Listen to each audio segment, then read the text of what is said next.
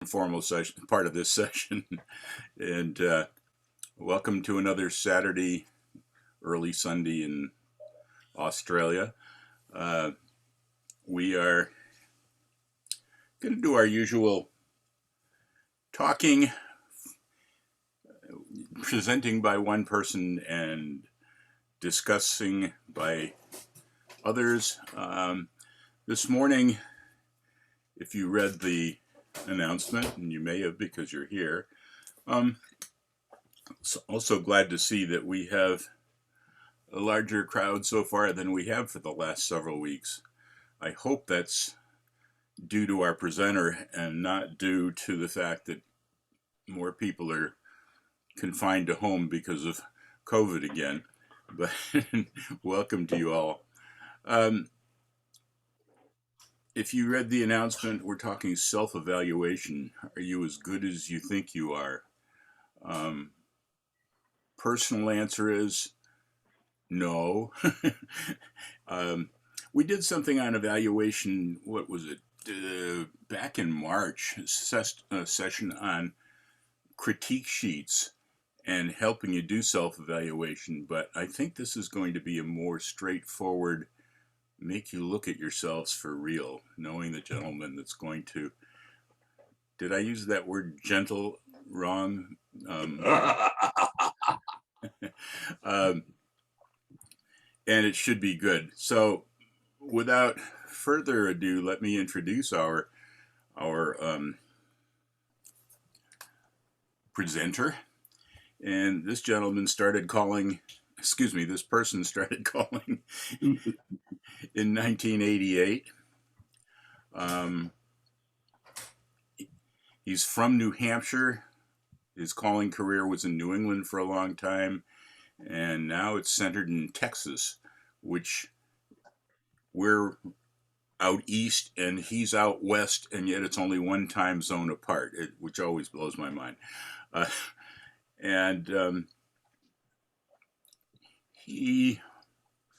of the things I say about many of our presenters is this gentleman and I have been friends for many, many, many years. I can't remember when we first connected, sometime after 1988.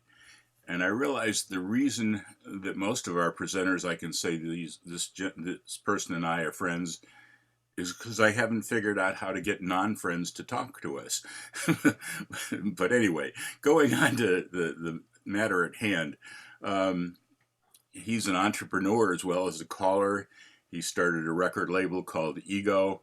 By the name of it, it gives you some feel of how he's not willing to pull punches in what he says.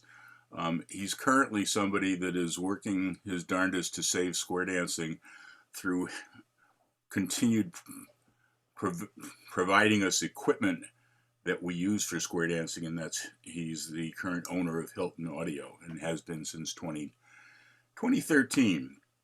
He likes to think of himself as semi-retired, but I don't think any of us are really that. Anyway, without further ado, let's have a warm welcome for Paul.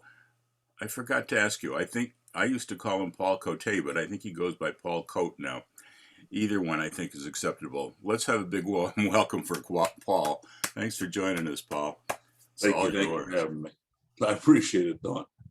All right, so before I get started here, I'm just going to start right off by saying, as I look at the gallery here, I see a few faces that I know, a few faces that I'm aware of. Some folks here are actually kind of terrifying to me. Hi, Clark. Man, I tell you what, to be here in a room with Clark Baker and Don Beck, who have been people who have been influential since I started back in the 80s. It's like, wow, these guys are. It's so nice to be able to call some of these people that you just learn so much from. To be able to call them friends and to be able to say, hey, I know Don Beck, he's a good guy. I know Clark Baker, he's all right. Bottom line is that there's a huge, from what I can see here, a huge variety of levels of colors. And I think that many of the callers here are going to learn absolutely nothing from what I have to say, because you already know that and that much more. And there are some that will choose to listen to some of the things I have to say, and there are others that, you can say it 100 times over and they don't understand that you're talking to them or about them or for them. And sometimes that helps and sometimes that doesn't. But with that in mind, I'm going to, if I did this correctly, I want to double check to make sure I did. I'm going to share my screen again, I hope. And hopefully I'm going to share this screen. And if everybody sees the same green screen I do, then we're ready to go. Ready to rock and roll. Excellent. All right. So as Dan already read for me once previously, I'm going to read to the rest of you. The following preview has been approved for appropriate audiences by the Motion Picture Association of America, Incorporated. This film has been rated PG-13. Parents are strongly cautioned. Some material may be inappropriate for callers under 300. Bottom line is that. So let's continue on a little bit. Just to get a little bit further into our preview warning, maybe, there we go. This presentation may also not be appropriate for thin-skinned callers, particularly conservative callers who already know it all, and callers who will blush if I burp or fart, because one of my main hesitations in agreeing to do this presentation for Dawn is, quite honestly, I've gotten tired of trying to pretend to be something I'm not. And while Dawn was kind enough to refer to me as a gentleman, yeah, I can be a gentleman, but at the same time, I can drop an F-bomb here or there. And if one slips out, well, it's not said to be intentionally rude. It's just, well, bottom line, when I'm talking with my friends, I drop an F-bomb here or there. That's who I am. And I'm not necessarily proud of that, but I want to at least be honest about that. I don't want to get up here and pretend to be something I'm not. So the presentation is for me that Don asked for. He's asked me for a couple different things, and I went with this one first because I thought it was going to be the easiest, and it may still end up being the easiest, but man, I busted my ass on it. Talk about total mind block, brain block, just completely saying to myself, do I really want to do this? And it's been a struggle. So caller self-evaluation, are you as good as you think you are? And I'd kind of like to take a hard look at the caller that you are now and the caller that you could become. And many of you have already become that caller, but again, we have a whole bunch of variation on levels of callers here. Who am I? Just an average caller with a big ego. And that's why I named my label exactly like Don said, Ego Recordings. Nobody makes square dance music anymore to get rich. Nobody's looking to sell 1,000 copies of a record. Doesn't happen anymore, doesn't exist anymore. The only reason anybody makes a record is because they want, or a recording is because they've got a big ego. That's it. Be honest about it. Be honest about it. Okay, you want to have your business card, and for a square dance caller, it used to be that 45 that you used to be able to hand out to prospective clients, but now it's just a recording. It's a digital format, but it's still a big ego boost, and it's really cool to have that opportunity. Back to Don's introduction. My name is Paul Cote. Think like Cote. Okay, that's what I go with. Okay, in a nutshell, when I was born and raised in New Hampshire, I had a college professor for a father, a college professor of French, Spanish, and English.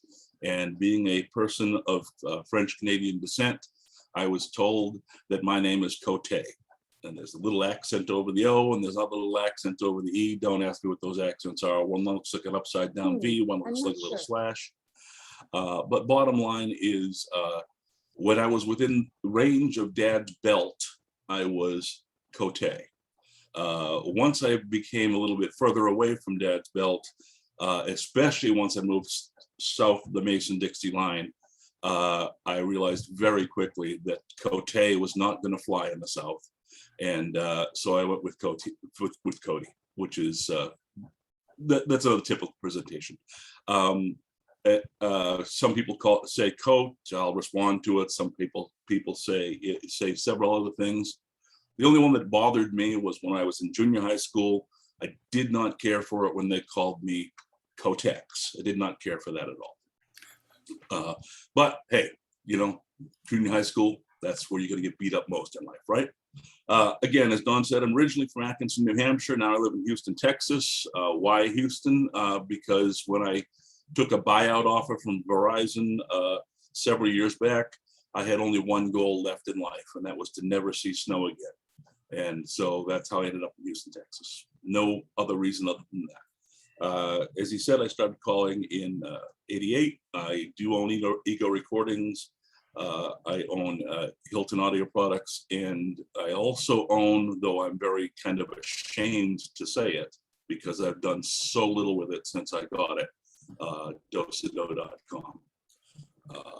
I wanted to make sure that the name dosado.com never got lost. And so I purchased it because it was going to get lost at the time.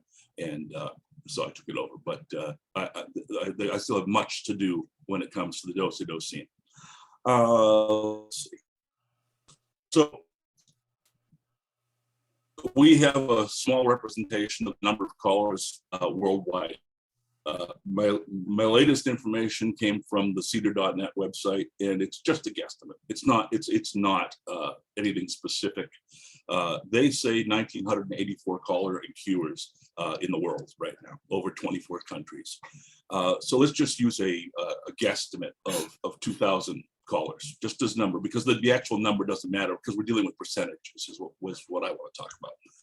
So if we have a guesstimate of 2,000 callers in the world, if you're going to be an average caller, well, there are going to be 1,000 callers out there better than you. So when you're asked to self-evaluate, you have to sit there and say, okay, well, the average is 1,000, where do I fit in that group? Am I below average? Am I in the bottom 1,000 somewhere? Am I in the above average class? Am I something better than that?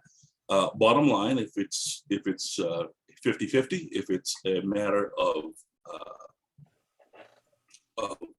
being right there in the middle, there's about 1,000 people better than you. Are you in the top 10% of callers? Well, odds say no. Okay, but are you one of the top 200 callers in the country, or the world? If you sat there and you listened to caller after caller after caller after caller, how do you compare it to other callers, and are you up in that top range of callers? Again, I would say, even in the present company, how many of us are in that top 10%? Well, I sat down with a very good friend, a very top caller, and I said to him, and I exactly that. I'm asking myself, am I in the top 10% of callers?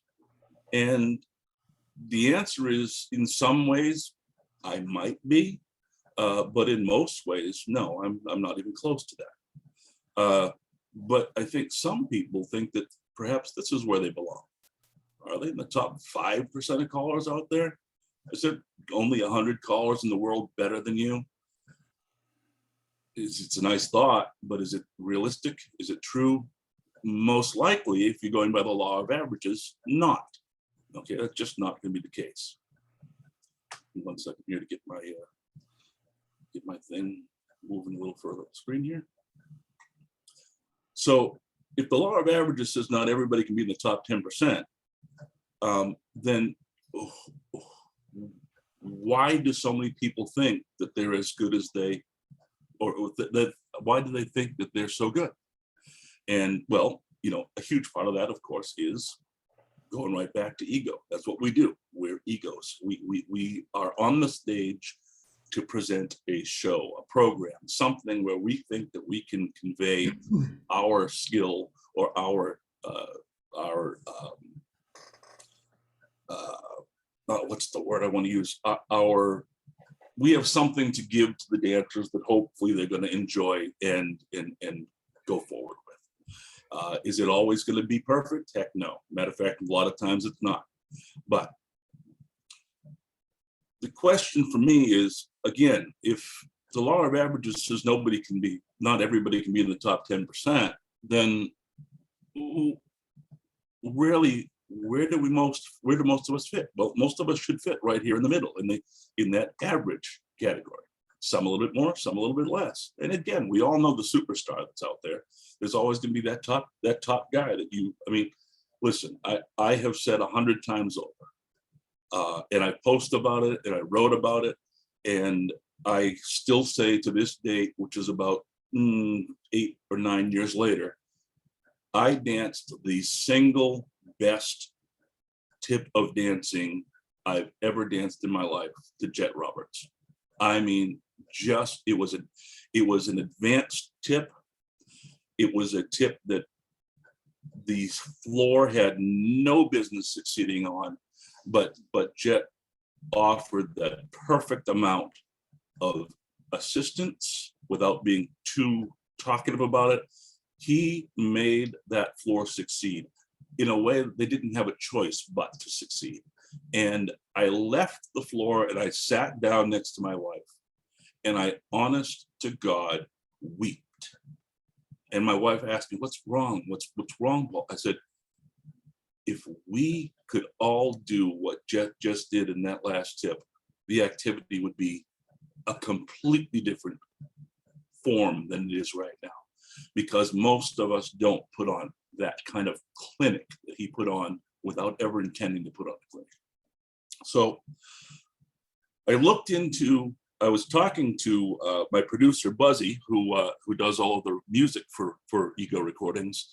And I was talking to him about this presentation that I'm going to do. And I said to him, there's just a missing piece, okay? And the missing piece is what I'm going to show you next. And I'm going to actually ask you to be patient for about 4 minutes, because I want to put on a short video of a phenomenon that I was not aware of. And I think that it might help give a little bit of perspective. Granted, this is an extreme example, but I hope that it will get the point across. And what I'm talking about is something called the Dunning-Kruger Effect. The Dunning-Kruger Effect was a study by two psychologists who basically saw a situation that they just said, no, that's not possible, and anybody could think that. And they developed a theory because of the situation. So I'm going to pause my talking for a second here, and I'm going to put this video on, and it should take about 4 minutes, and I'll continue from there.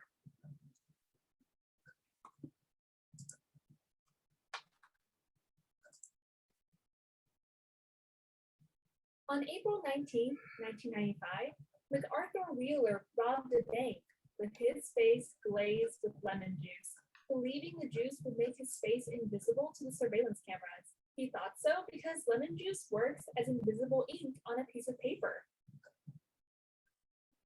Police broadcasted the security camera footage on the local 11 o'clock news, and just after midnight, Arthur was arrested. Incredulously, he said, "But I wore the juice." Baffled by this reasoning, David Dunning and Justin Kruger, two psychologists, studied Mr. Wheeler and others like him. They came to the conclusion that people with low ability at a task tend to, paradoxically, overestimate themselves. This cognitive bias is known as the Dunning-Kruger Effect. Let's look at this graphically, plotting one's confidence in your ability against one's actual knowledge in a field. As we learn something new, we are often highly confident because we know so little that as soon as we know a tiny bit, we think we know it all. Those who stop learning here maintain a false sense of mastery. Those who continue learning realize things are more complex and often lose motivation. And the more they increase their knowledge, the lower their confidence becomes. Many stop at this stage, thinking they've learned nothing. Only if we keep going can we gain confidence while getting better.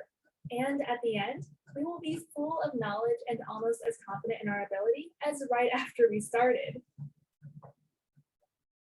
In other words, if a simpleton, a good student, and a wise teacher were to have a public debate, this is how things could go down. The simpleton knows just a little bit, but is very confident and voices his opinions loud and without hesitations. The student knows more, but does not realize it because she lacks confidence. She keeps quiet. The teacher is confident, but understands how complex things really are, hence voices his opinions with reservations. In the end, the simpleton wins the popular vote because he is so confident about being right, and people tend to trust certainty. Research from North America, Europe, and Japan suggests that culture plays a big role. From assessments of one's own ability to drive, we know that 93% of Americans think they are better drivers than average, while only 69% of Swedish think so. In Japan, on the other hand, people in general tend to underestimate their abilities as a strategy to see their underachievement as an opportunity to improve.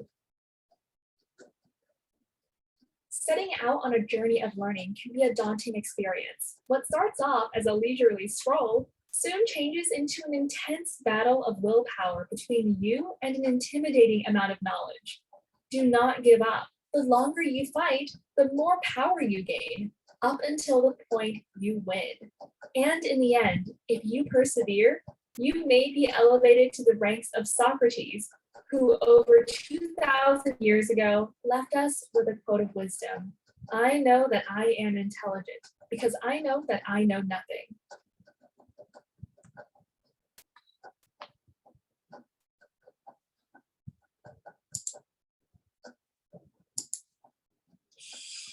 All right, so that's my little 4-minute video there. And again, I realize that it's an extreme example. I'm going to, as close as I can, not relate that particular video to any of our recent history here in the United States, because I know that I'm going to alienate half my audience by doing that. So I'm going to just say, just think of it in many aspects of our lives. First of all, I'm not talking to that anybody here in this group is a simpleton. That's not what I'm saying. Okay, it is an extreme example, but there is a bunch of truth to that theory, and because I don't want to single anybody out here or people that aren't here, I'm going to use myself as an example, and as somebody who has been accused of having a huge ego over the years, I'll throw myself up as a sacrificial lamb here. But one of the things that really struck home there was 93% of United States citizens think that they're above average drivers. Well, math doesn't work. Doesn't work. Okay, and every day you and I are driving down the highway and we recognize the fact that there's another accident on the side of the road with some idiot that just did something stupid. And again, there's another accident because, well, bottom line is not everybody's as good a driver as they think they are. And that's pretty much the case when it comes to calling too. I started my first caller school in '88 with a gentleman by the name of Bill McGee. Bill McGee was one of the finest men I've ever known. He and his wife, Carol, were just an amazing couple. They still are an amazing couple. But Bill invited me and a gentleman who you may have heard of. He's a little local Joe caller, doesn't do too much. A guy by the name of Ted Lazat. Maybe you've heard of him. Yeah. Ted and I started calling my mother's basement, and we eventually went to a caller school with Bill McGee every Wednesday night, and he'd bring us into his kitchen and he'd sit there and he'd push checkers around. And I learned some reading methods and some modules, and then I learned the friends and enemies version of sight calling, which was, to me, always the better description of it than this 1P, 2P, blah, blah, blah, because 1P, 2P means nothing, okay? But you can know who your friends are, you know who your enemies are. It makes it really simple to figure that part out, okay? Once I learned a little bit of sight calling, I very quickly, well, I forgot some modules, all of them. I forgot some reading, all of it. And I forgot everything else about square dance calling, other than the fact that I knew friends and enemies, and that was going to make me a square dance caller. And quite frankly, I did okay for a while. But I've always described my calling as a lot of smoke and mirrors. Okay, because I've got a decent voice, because I've got a decent presentation, I'm a little bit, active up there on the stage. I've got a good, a little bit of showmanship to me. Dancers tend to forgive the fact that I'm really not all that great at calling. It's not me putting myself down. It's me giving an honest self-evaluation of myself. I have strong points and I have weak points. My strong points, my singing game. My weak points, my choreo. Always has been, always will be. I then went to a caller school with a gentleman named Don Beck, who you guys you know him at all? I'm not sure. I tried to learn Don's mental image version of calling. I bought his book. Just man, way above my gray, the level of gray matter between my ears, just way past my thing. But what made it worse was, here I am, a first year, second year caller now. And I went into that school the same way that I see many callers go into caller schools now, not so much to learn something new, but to show off. Okay. I was gonna hit that high note that Ron Libby did on Danny Boy if it killed me. Didn't matter. I was gonna hit that high note. And bottom line is I did hit the high note. It sounded like shit, but I hit it. And here I am. This is going to be my rah, rah, rah. I'm going to show off what a caller I am because I can hit that high note on Danny Boy. And I basically strained something, and it wasn't a fantastic experience for anybody, myself included. But the worst part about that is I was so focused on, I can't wait to show Don this high note on Danny Boy, that I wasn't paying attention to the other stuff. I wasn't listening. I wasn't learning. I wasn't trying to get better. I was just trying to show people how good I was. And frankly, when your ego is like that, you're handicapping yourself. And I handicapped myself quite a bit along the way. I still go to caller schools. I've been to a dozen or more. I've been to a bunch of seminars. I've been to a bunch of lectures. I can't ever get enough at this point. But when I go, I don't go there trying to get the whole experience. It's just way too much stuff. There's just way too much information. If you go to one of those 40-hour caller schools like the GSI school or whatever else, there is so much information packed into those sessions. You just can't. It's just overwhelming. But there's always some gems, some nuggets that you can take and take those things with you. Perhaps it's when you go to your first school and you come back and you've learned chicken plucker. Okay, I've learned chicken plucker. I've mastered that. Well, guess what? 1988, 2021, I still have to stop and pause and ask myself, wait a minute, is that pass through trade by right and left through, pass through trade by right and left through? There, that's a chicken plucker, okay? I still have to ask myself that, okay? I have about a dozen singing call figures in my head, and that's it. That's it. Gets boring for a dancer who dances to you on a regular basis. Okay, yeah, you can still put it on a great song, but if you do the same, that same what they call the royal standardized figure, if you do that in every song, it gets old fast. If you save up a bunch of those nuggets, it'll help you. So, one of the things I'm always most highly complimented on is my singing.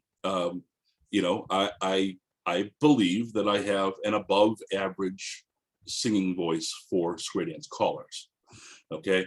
I've never been invited to call on any label. Nobody's ever asked me to sing a song for them. And I can sing. So why are so many people doing square dance recordings? Well, again, ego for sure. It's nice to have your little mark on the activity. That's great too. But I mean, I've got friends, I've got colleagues that I work with on a regular basis. I mean, I've got best friends that all own square dance labels. Have I ever been asked to be on any of those? No. Does it hurt my feelings? Not really. Okay, but it's kind of funny when people are out there looking for, hey, I want to get on a square dance label. I want to get on a square dance label. I want to get on a square dance label. And bottom line, they can't sing at all, yet that's what they want to do. So I kind of sit myself, if I'm a good singer, but I'm not a good choreographer, what else? What other reasons are there that I'm not getting asked to do these kind of things? So looking at myself, and I think I just jumbled up a slide there, forgive me for that. So if I'm honestly evaluating myself, I consider myself above average when it comes to singing as a caller. I consider myself above average on showmanship. I consider myself way below our average when it comes to choreography. I mean, way below. I consider myself a below average technician, not just the choreography, but actually knowing how things work and flow together and the actual mechanics of it. I'm not a good technician at all. I consider myself an above average teacher. And the reason that I feel that way is because Dad was a teacher. He was a pain in the ass.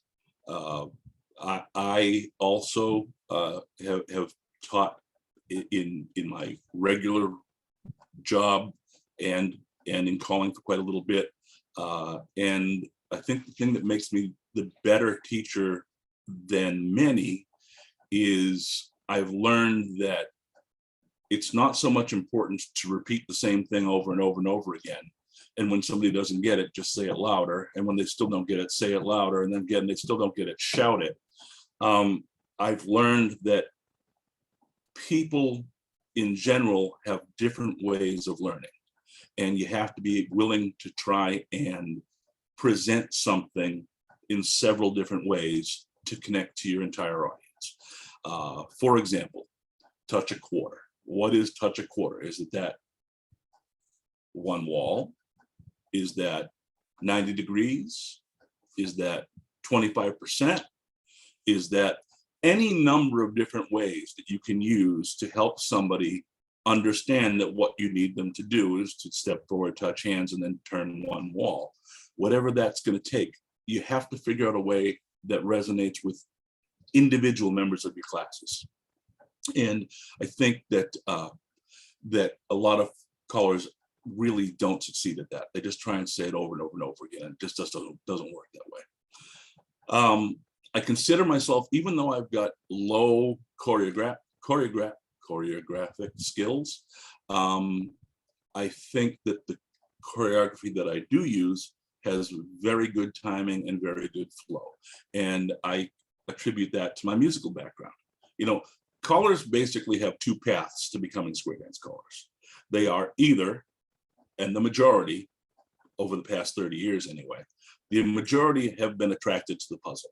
They're the engineers, they're the rocket scientists, they're the brainiacs, the accountants, the people who are very analytical. Those are the people who go and they say, I like the puzzle, I think the puzzle's interesting, and I'm going to learn how to call so I can do puzzles.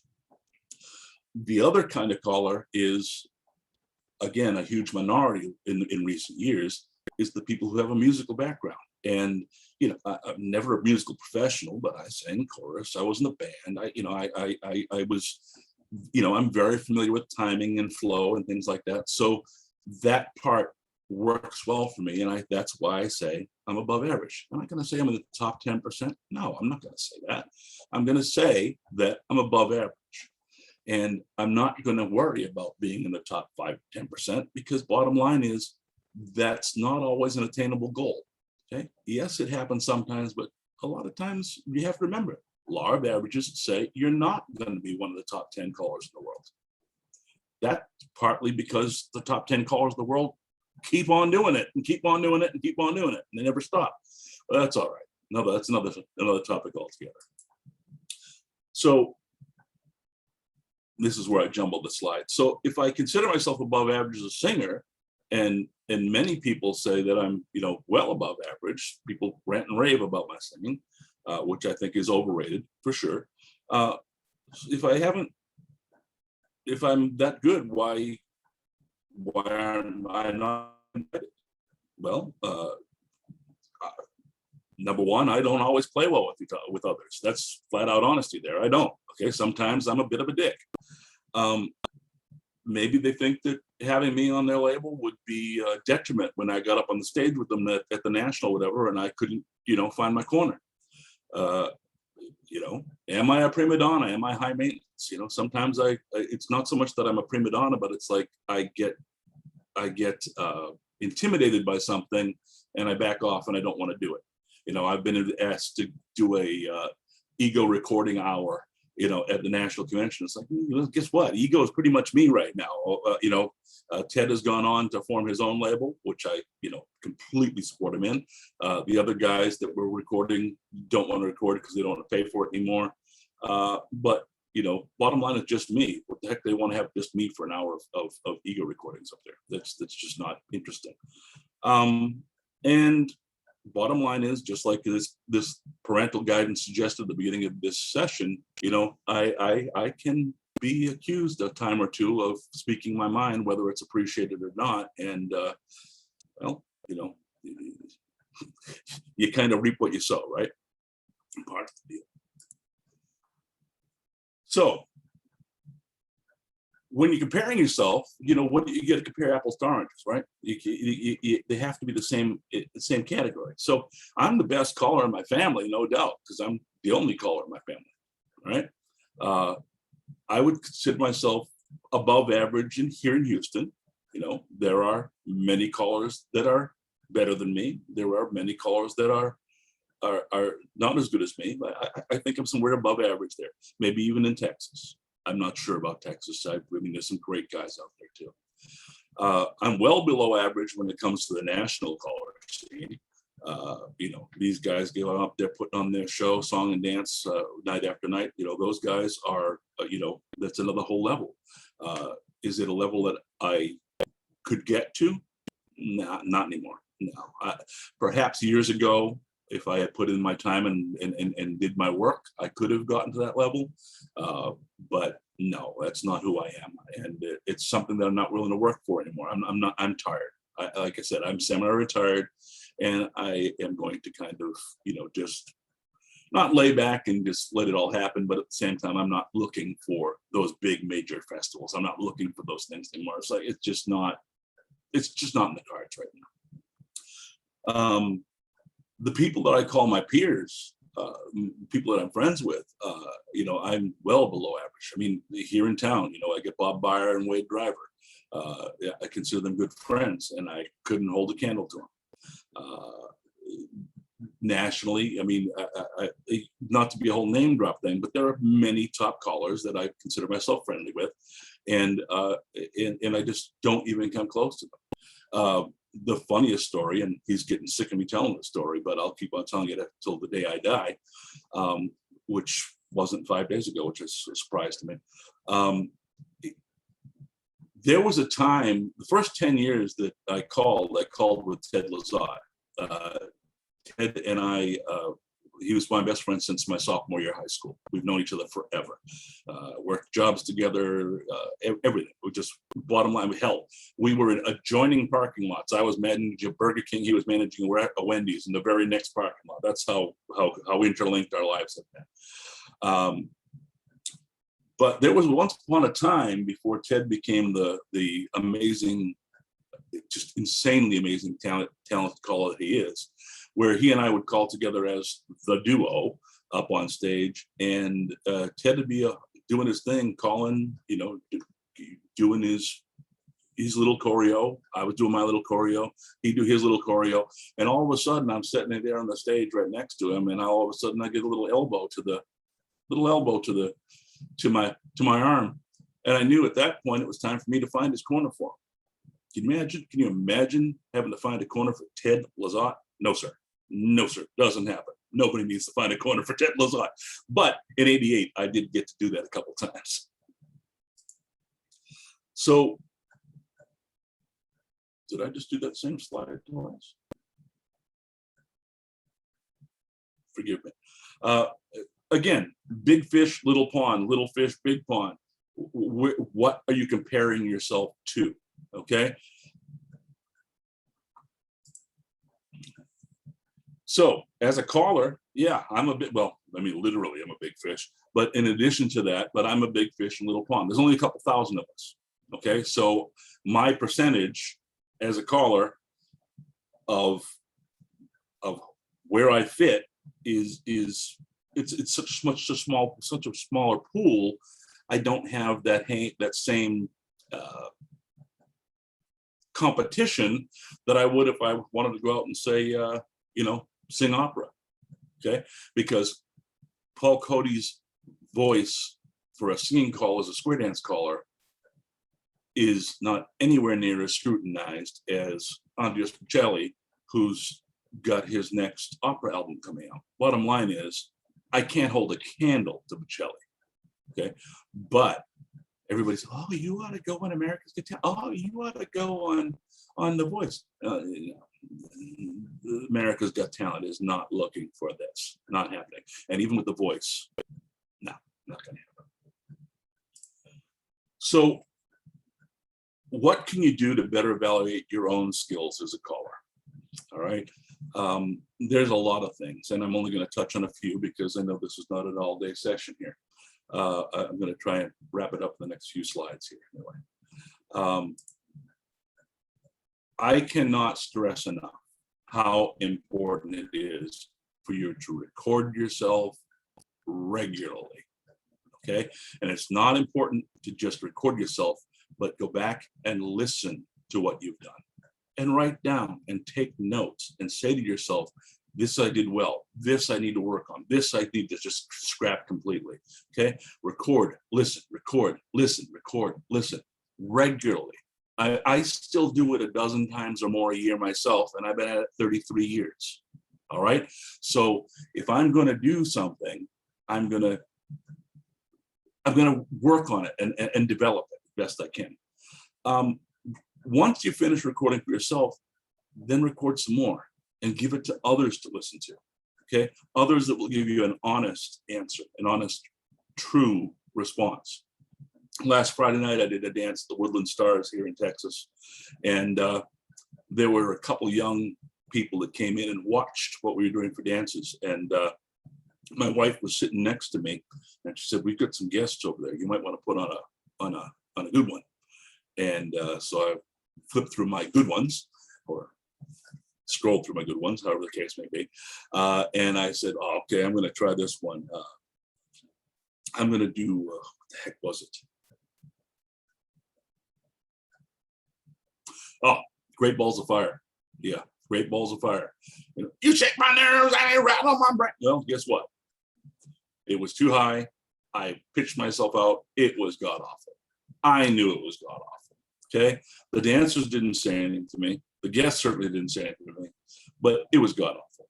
I turned to my wife and I said, and she just nodded right back, because my wife is as honest as they come. Not the best choice, Paul. Okay. She gives me honest, critical feedback. Okay. If your wife thinks you're the best thing since sliced bread, she's not the person to give you feedback.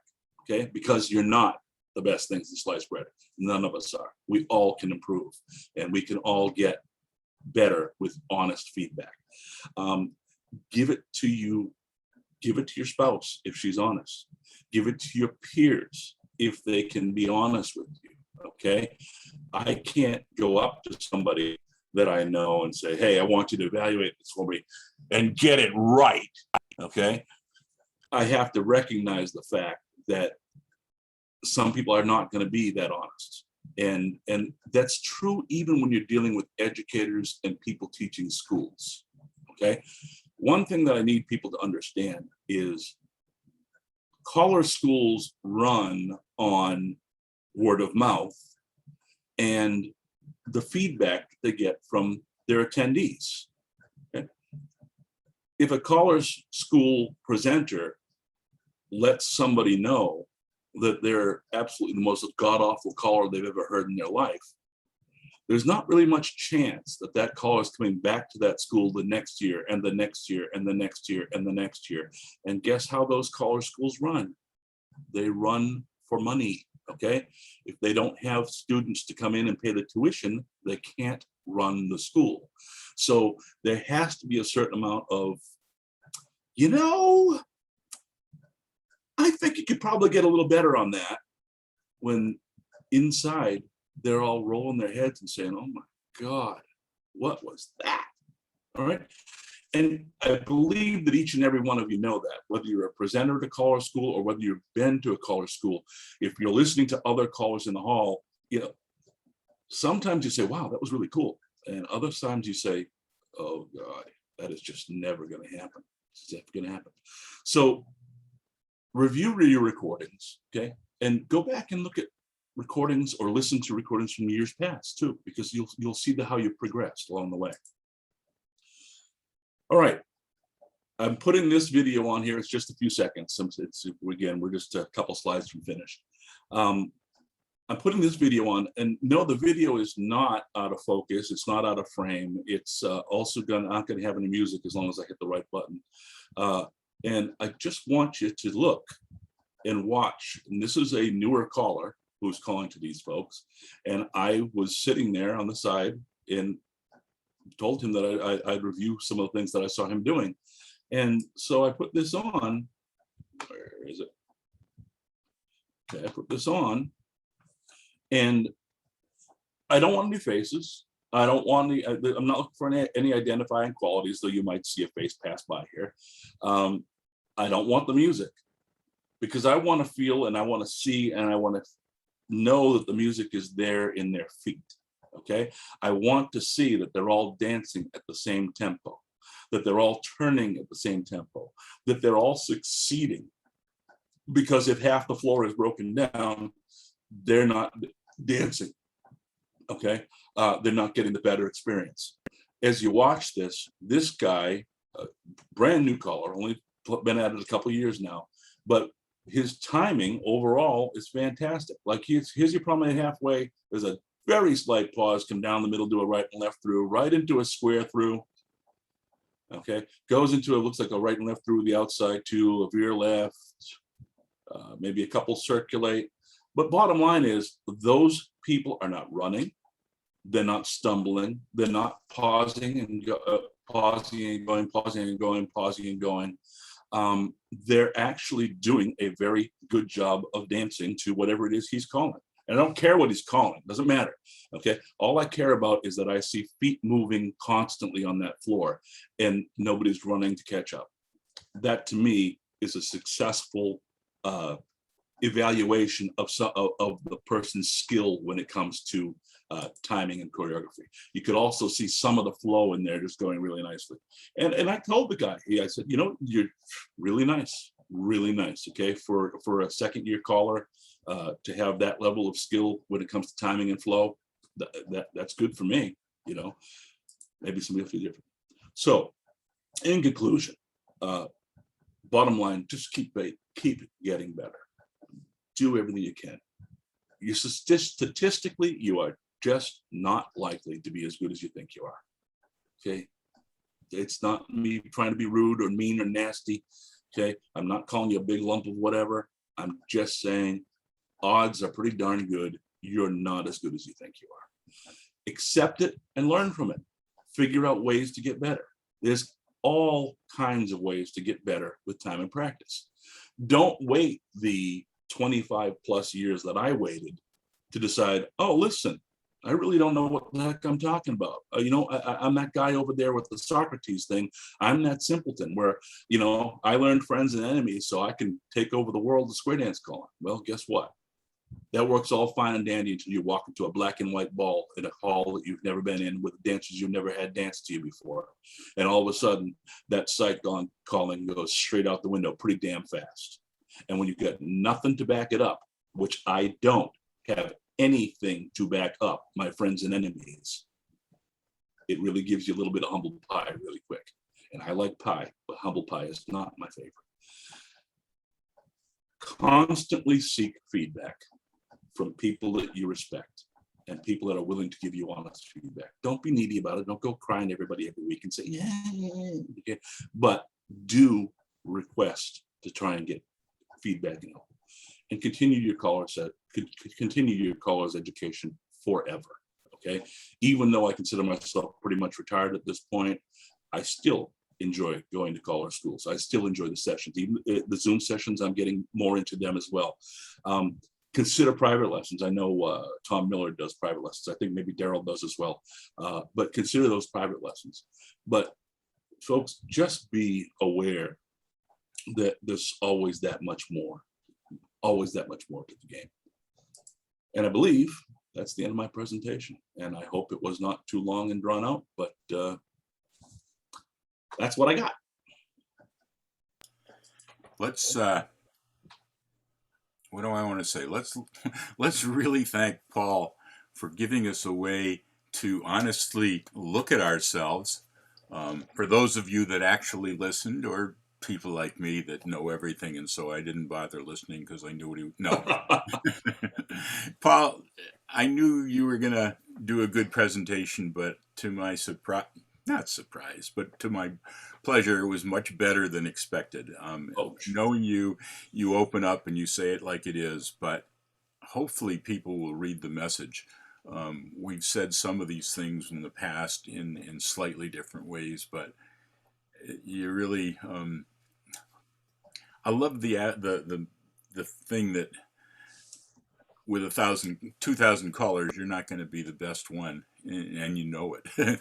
Average is a mathematical thing, and we do have an awful lot of good callers. And what makes a good caller is so many different parts and which ones they excel in. Anyway, I'm speaking too much.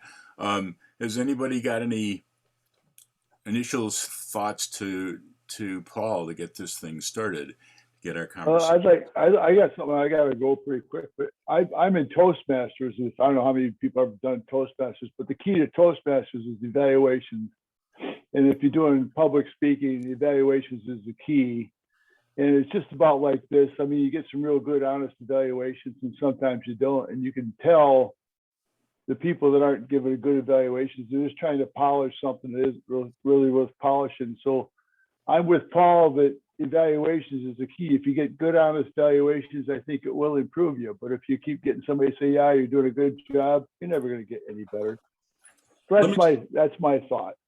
Let me sneak back in here for 1 second, because there's a point that I wanted to make that I forgot about for the presentation, especially for the newer callers out there. And I realize that there's no brand newbies here for sure, but there are people who are people that I would say can suffer from what I call the quote unquote sophomore blues, where we saw that guy, that simpleton, where basically, because he knew a little, he thought he knew a lot. When it comes to your presentation, when it comes to your caller box, I personally would rather have you have 5 fantastic singing calls than 50 shitty singing calls. Okay, I'd rather have you do that same song that you do better than anybody else regularly than have you say, well, I've got 500 records in my record case, or I've got 500 records that I legally downloaded on my computer. I can't do 500 records. I mean, I could probably, put 500 records on and fudge my way through it. Okay. But bottom line is people want to hear those top 5 or 10 that you do. If I go to a dance and I don't do Hallelujah, I'm getting my butt kicked. Right? If I go to a dance and I don't do 16 tons, they're yelling at me. Okay, they want to hear the classics. Okay, and everybody's and I realize I'm shooting myself in the foot here as a record producer. They don't want all new stuff. Sometimes they want to go back to those classics. Okay, they want to go back. One of the first 5 records I bought was "Some Broken Hearts Never Mend" by on Rhythm Records. Okay. I bought that in '88. I still do that at least 5-6 times a year. At least I do it because it's that good a song. So so pick and choose and try not to focus on quantity and rather focus on quality. And that's the end of my addendum to my presentation. Brian, you had your hand up. Yes, Don, what Paul said about recording yourself, I think is very important. He said record yourself 4 or 5 times a year. I record nearly every session I do. But I think more important than just listening to what you've done and listening to what you've called is very important. But if you get the opportunity to dance to your own calling, you will pick up a lot of things that you miss when you've got the microphone in your hand. You pick up little things like your timing, whether figures flow well, that you may not have picked up when you had the microphone in your hand. And I get the opportunity to do that fairly regularly, and I'm very critical of my own calling.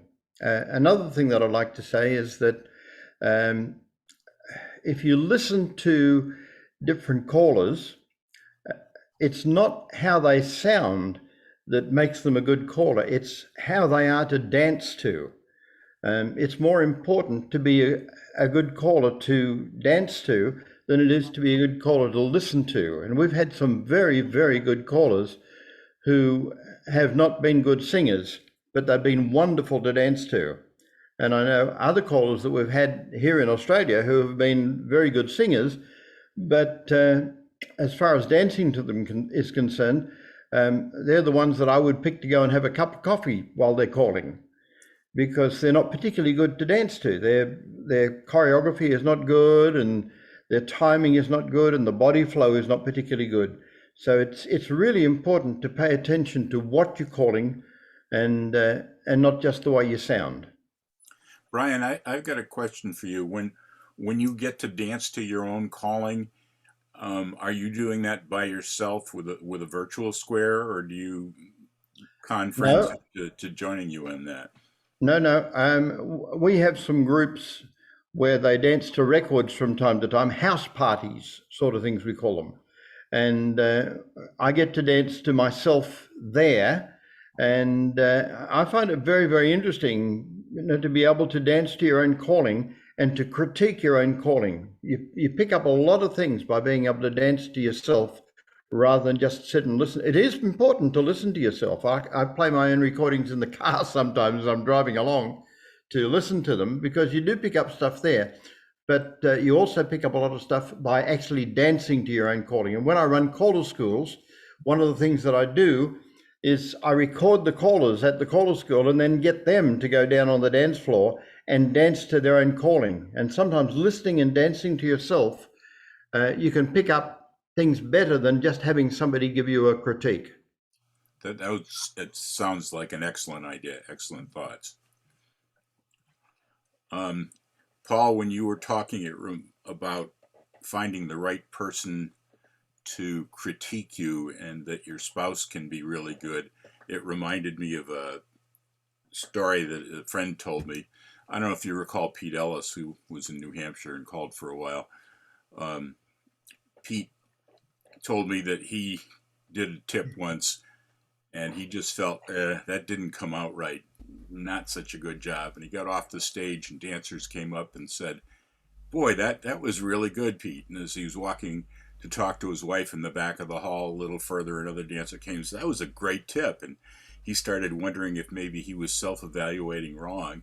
And he got a little further, another dancer says, "That was an amazing tip, Peter." And eventually he got back to his wife and she said to him, What's going on? That was terrible." He finally said, "Sometimes you can self-evaluate and know, but yeah, find somebody that is willing to tell you what it's all about." And that's one of the reasons we have Paul here, because he's willing to tell you what it's all about. Any other thoughts? I really liked the notion of videoing just the feet and watching that for flow. I'm gonna do that. That I agree with you on that, Dan. That's a really nice, a good part of the presentation, Paul, to show that. I was on the GSI staff for a caller school a couple of years back, and God, I was everybody's worst nightmare for a particular session. I wanted them to call, and I said, I don't care what you call. I just want to keep it moving. Okay, I don't care if it's this lady's chains all the way through, but I want to see constant motion. And as the music started, and I started to see people pausing, and I started to see hesitation. Okay, I was very loudly in the callers behind their ear was saying, step, step, step, step, step, step, step, telling them that I wanted to see a step happening. I did not want to see any pauses. I wanted to see constant flow and timing. And believe me, that good old fast for some of those people. They did not care for that. Clark, you had your hand up. Yeah, several comments. One is, And this is Jim what I was worried about. Jim Mayo and maybe others offered a service where you could send him a tape of a dance and he would critique it. He probably charged a little bit of money for that. And as I remember from chatting with him, very few callers ever take him up on that offer. Very true. And I have paid for an evaluation by Jim. I've paid for an evaluation by Tony. I've paid for a couple other evaluations, and they were pretty honest in their feedback. You know, it's no skin off Jim Mayo's nose if you know, you don't come back and give him another couple $100 for another evaluation. It's not going to hurt his feelings, but he's going to give you an honest answer for sure. Yeah, but I think it's interesting that so few people are interested in getting an honest feedback that way. It kind of makes your point. Yeah. Yep, absolutely. I remember you, Don, if I'm correct, saying that as you were an up and coming caller, you would pick an area of your calling that you thought or someone thought wasn't up to snuff and work on it for a bit and then pick a different area. Do you have any comments on that? Well, yeah. More specifically, I pictured myself in Paul's cycle. I would learn something and then I'd be convinced I was the best caller in the world. And I'd ride that glory for a little while, and then I'd look around me and see 90% of the other callers being better than I am. And I would, having had my fun riding that wave of self-confidence, I would realize it was time to improve. There was a constant cycle. The next part of the cycle was the most difficult, is finding, of all the different things that could improve, choreography, singing, showmanship, advertising, etc., what was the weak point? And after a while, finding what that weak point was, the point that was easiest to fix but really would make the most difference. The next part of the cycle was practicing that particular item till I finally got it where I wanted it to be. And then I was back to the beginning of the cycle again. I considered myself the best caller there was. And I rode that wave for a little while until I self-evaluated and realized that there were bester callers around, better than I was, and it was time to work on it again. And then again, the hard part of the three-part cycle was trying to figure out which part to work on next. Once you knew what the part of it was, working on it wasn't that difficult. And bringing yourself up and then enjoying the new wave of popularity, and then going through the cycle again, realizing you weren't there all the way.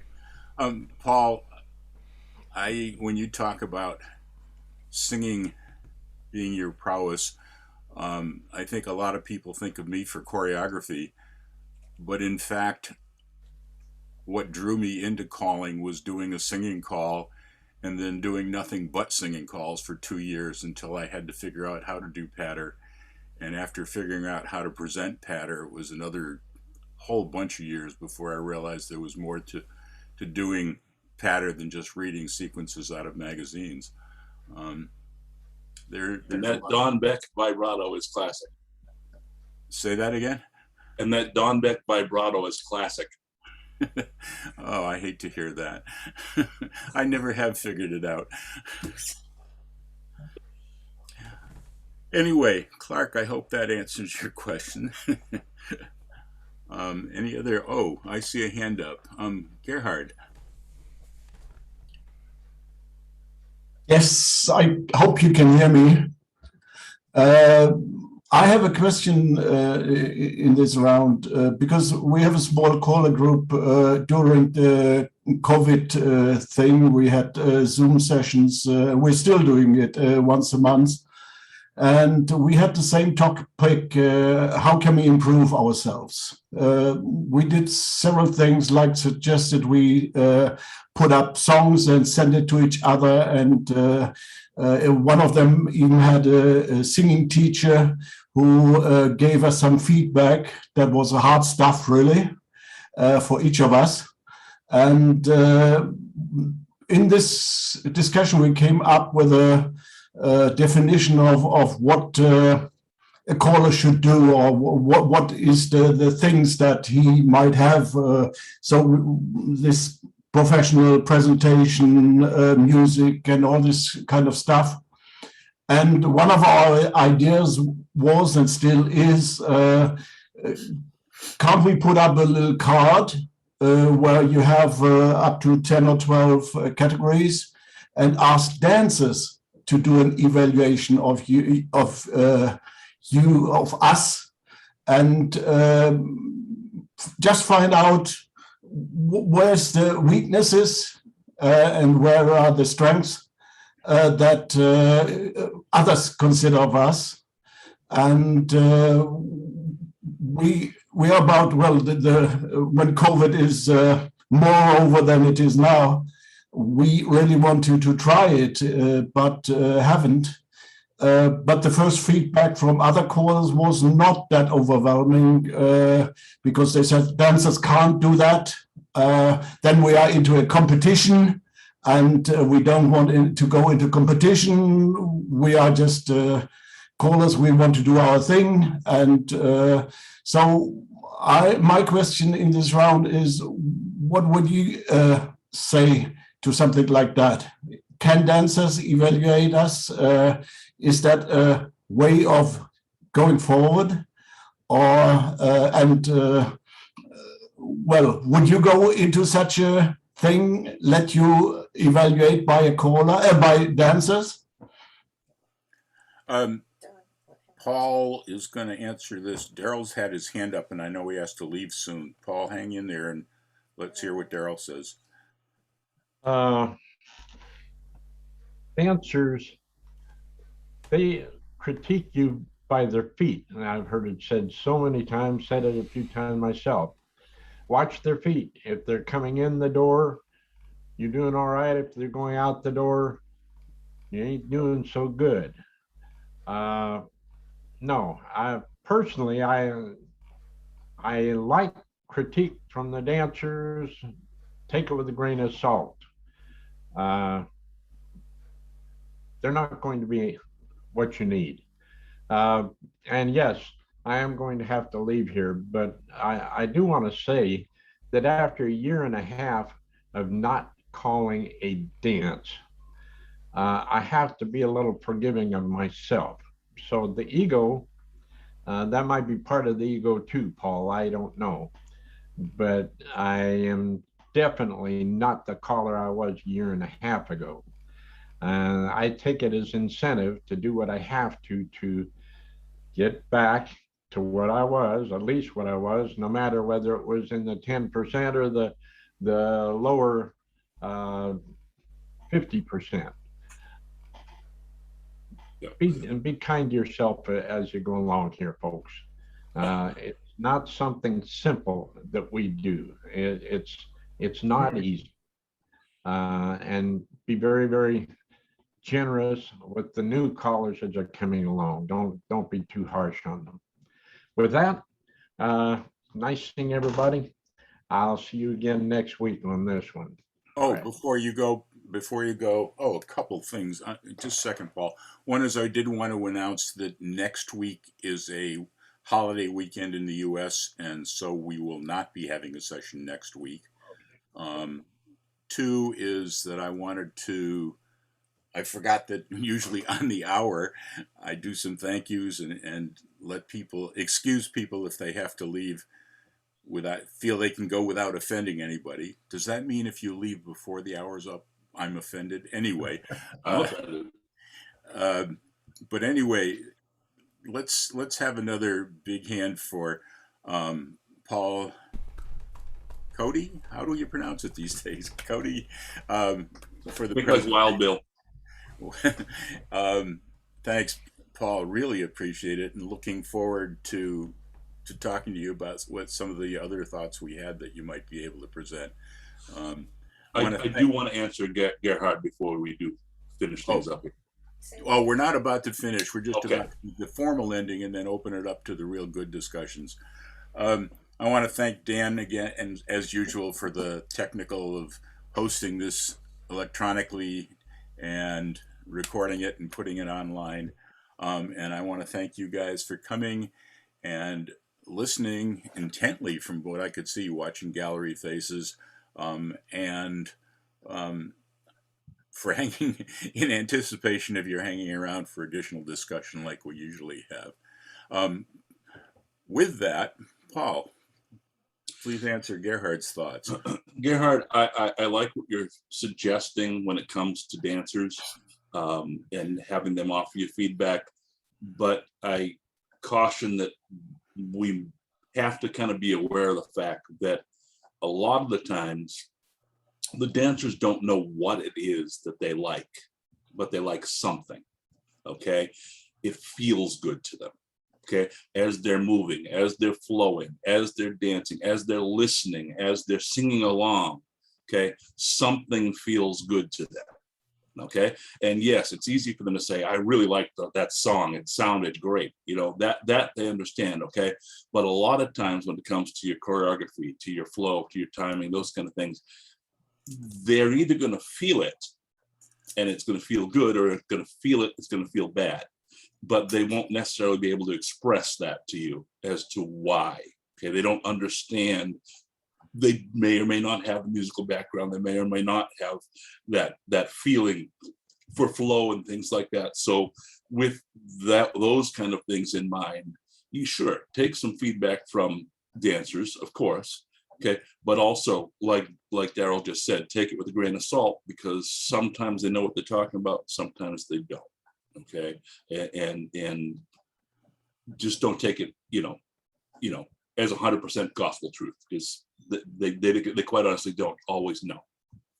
And I don't think we want them to know that. We want them to either have a good time or not have a good time, and know that they're having a good time and not know why. I had one person, a dancer in one of my caller schools, saying, I don't ever plan to be a caller, but this is a caller appreciation course for me. I had another would-be caller, or a beginner caller. She said she and her husband go dancing an awful lot, and I've ruined it for them. Now they can figure out, knowing the different parts. They used to enjoy dancing all the time. Now there are a lot of callers, they realize how bad they are because I've taught them the fine points of what's good and what's not, and they don't enjoy it. I think a little too much education for the dancers, let them enjoy you. I want to interject one more thing before anyone else leaves, but if you're interested in self-critiquing like we should be, and Paul has talked about, I want to remind you that back in March we did a session on here. If you go looking through the recordings, it was entitled Critique Sheet, but where I presented what I used to do as a caller coach. When I had to critique people, I'd go through this whole sheet, of timing, flow, stage presence, et cetera, probably 10, 20 items, and talked about each one of them. But it's a good place if you want to do self-critique. It's a good place to remind you of the different, many, many, many different aspects of calling that we have to be good at, and self-evaluate on each of these. Brian, did you have your hand up a while ago, or? Well, I was actually waving to Daryl, but there was something that I thought I would say. I don't think, in answering Gerhard's question, I don't think that I would ever ask all of the dancers in the form of having paper for them to fill out their thoughts, because as a few people have said, dancers often don't really understand why they enjoy dancing the way they do. But I do have a few dancers and other caller friends who I respect the opinion of, and I know that they would tell me the truth. So if I want a critique, I will go up to one of these people and I'll say, listen, that second bracket I did, how do you think that went? You know, did it go all right, or do you think there were some issues with it? And I have dancers will come up to me and they will say, I've learned quite a lot from the dancers over the years. They've told me things that don't flow particularly well, like if you call head star through, you don't call zoom after it.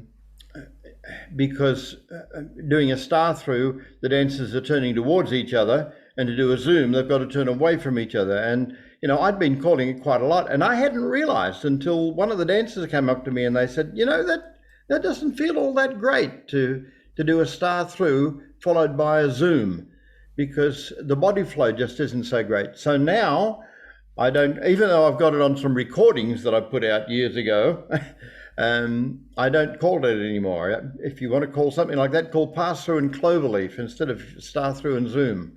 Get you into the same position, but the body flow is so much better. That brings up a personal gripe, Brian, is that when they dropped substitute, I was very much upset, even though they said it did the same as zoom, but the body flow of star through and substitute is so much better than absolutely. Yep. Did I see another hand? John. Yeah, just one of those things for me. I've been fighting the idea of getting as a critique. I'm just going to have to bite the bullet. I think most of us would say we hate to hear ourselves. Going back into my time in pastoral ministry, the same thing. I hated to tape and listen to myself. So I've now started going, and I asked my wife the other night just to give me some points of what's the biggest thing I need to work on. So I need to get that to other people. And I guess just an encouragement there for myself and others, and say, bite the bullet, ask the question, and, you know, get it done. So the other thing was there, the idea that I like that progression of knowledge, what I've termed it as what I call progressive ignorance. The more I know I don't know. So we should take that to heart and say, you know, the more I learn about what I know about calling, the more I know I got so much more to learn. So that's just my 2 cents worth. I guess Dunning-Kruger had a point, right? Yeah. That's why I sit here as the silent majority. Well, I'll tell you, I sit here in this room right now. Sorry, Mel, I didn't mean to cut you off there. But I sit here in this, just what's left in this room now. And as you guys look around the room, I'm sure you have impressions of many of the people in the room that are in the Zoom room. Okay. I'll tell you, I said at the beginning, I'll say it again. There's a gentleman here who's on my second row, third over, who terrifies me. Okay. Now, even though he terrifies me, I think I could probably sing circles around him. Okay. But as an actual well-rounded caller, singing calls might not be his forte, but he is just, I mean, I'm insignificant. I'm a fingernail compared to the skills that this gentleman has. And so as you look around the room, do you see those people yourself? Do you see where you fit? Okay, if you were going to take these, what do we have, 4 by 4, 16, 17 people here in the room right now, where do you fit? Where do you fit when it comes to that law of averages? You know, are you the beginning guy? Are you the expert guy? Are you someplace in between? There's another guy here that I'm going to not mention by name, but everybody here is going to know exactly who I'm talking about, especially him, is a very well-written caller. and I mean very well written, sometimes too well written. But I've yet to find any video evidence of his calling. And I've been looking, believe me, I've been looking because I want to see it. I want to see if his actual calling, his actual presentation on stage is the same presentation he puts on with pen to paper. And I haven't found it yet, but I'm still looking now. I mean, I was going to mention you by name, forgot. Go ahead. No, that is probably one of the greatest truths that is out there. There's a lot of stuff, and yeah, I fully admit it. The one thing that I really liked about your presentation, and I mean this with absolute sincerity, is whether it was intentional or not, when you self-critique, even your slide is a compliment sandwich. It's a fair evaluation. You were doing a broad brush, but it's these are good points. This is my evaluation. This is my good. This is what I have to work on. This is good. And you have to be very, very fair with that. There's a tendency, especially for new callers. I know when I started out, when I self-critiqued, it was all negative, all negative. Oh, I messed this up. I messed this up. I messed this up. And I lost focus on what I was doing well, being overshadowed by what I was doing wrong. And I ended up putting my focus in all the wrong places rather than getting better at what I do well and improving what I do badly. It was all hyper-focused on the wrong thing. And I really appreciated and liked the way that you put that in a compliment sandwich, even in the presentation about evaluating yourself in a global phenomenon type thing. So that's something that's very important to take away as a message as well, from my opinion. Thanks, Clark. Right. So,